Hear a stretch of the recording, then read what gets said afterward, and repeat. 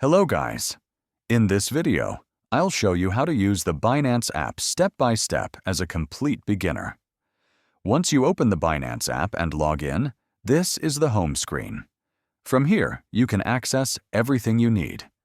At the top, you'll see options like Buy Crypto, Deposit, and Profile. If you want to add money or crypto, you'll usually start from here. Now let's check your wallet. Tap on Wallet at the bottom of the screen.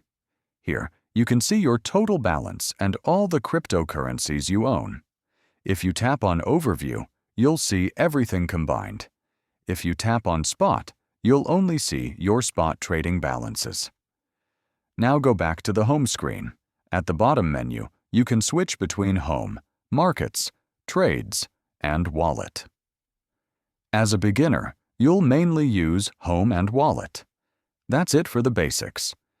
Once you're comfortable with this layout, using Binance becomes very easy. If this video helped you, like the video and subscribe for more simple and clear tutorials.